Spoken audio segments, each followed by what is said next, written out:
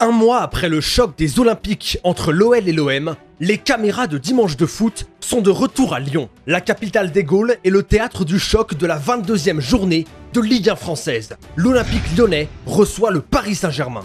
Avant le match, l'ambiance est forcément particulière. Dans un stade encore vide, il règne déjà l'atmosphère des grands matchs. L'OL doit gagner pour retrouver la seconde place du classement, alors que Paris veut assommer pour de bon l'un de ses concurrents directs. Le PSG n'a perdu qu'une seule fois cette saison en championnat, face à Strasbourg. Autant dire que la tâche s'annonce difficile. Même sans Neymar, blessé, cette équipe a fière allure. Le coup d'envoi approche, plus de 57 000 spectateurs sont attendus dans le stade. La question du soir est simple, Lyon peut-il battre Paris ? Paris est juste trop fort quand même. Je pense que Lyon est très bon dans les matchs, dans les gros matchs, plus que dans les petits matchs. Donc moi j'y crois. On peut au moins arracher le match nul, c'est ce qu'on espère en tout cas en venant ici. Ça va être un match très serré, mais je pense que Lyon devrait gagner ce soir. Ils vont les battre, c'est sûr. Ah, vous avez vu Moi je pense pas une seule seconde. Pour de nombreux observateurs du football français, le PSG semble intouchable. Mais tous les supporters ne sont pas de cet avis. Ah non, je pense pas. Je pense qu'en ce moment Paris n'est pas intouchable. Apparemment Neymar ne joue pas ce soir. Donc on peut y croire et... Paris n'est pas intouchable, on l'a vu face à Strasbourg. Si Strasbourg l'a fait, on peut le faire aussi je pense. Largement même. Ils ont déjà fait un faux pas contre Strasbourg, donc pourquoi pas à Lyon. Lyon peut les faire tomber ce soir. Ce qui est sûr du côté des fans, c'est qu'il y aura du spectacle et des buts. Paris va marquer un but. Pratiquement inévitable, au moins. Mais Lyon en mettra un de plus, alors je dirais 2-1.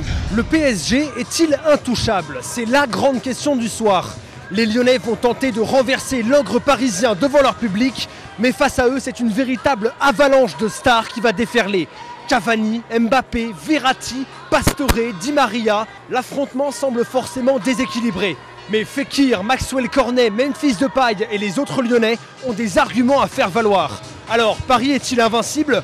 Au contraire, les Lyonnais ont-ils réussi à vaincre le PSG? La réponse, c'est tout de suite. À l'entrée des joueurs, le stade est plein à craquer. C'est dans cette chaude ambiance que le coup d'envoi est donné. Dès la 2e minute de jeu, Nabil Fekir obtient un coup franc. Tout le monde s'attend alors à un centre, mais le prodige lyonnais frappe directement. Alphonse Areola, le gardien parisien, est mal placé. 1-0, l'OL prend les devants. Surpris, Paris tente de revenir, mais manque de réalisme. Au contraire de Jérémy Morel, tout proche de tromper son propre gardien.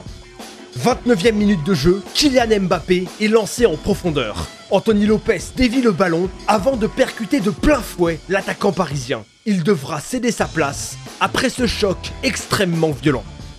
Dans le temps additionnel de la première mi-temps, le talent parisien va enfin s'exprimer. Daniel Alves centre pour Layvin Kurzawa qui fusille le but lyonnais. Une reprise de volée parfaite, en pleine lucarne.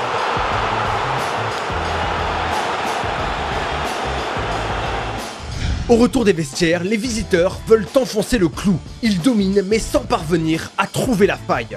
Et sur un contre lyonnais, Daniel Alves est sanctionné pour ce tacle dangereux. Fou de rage, le Brésilien se montre trop agressif au goût de l'arbitre qui lui adresse un carton rouge.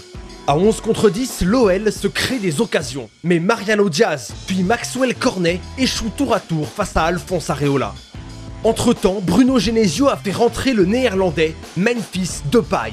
C'est l'ancien joueur de Manchester United qui jouera la dernière action du match. Il reçoit le ballon à 20 mètres du but sur le côté gauche. Le reste se passe de commentaires.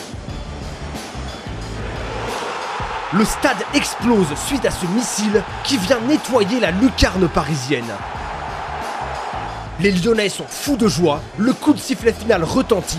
Paris s'incline 2-1.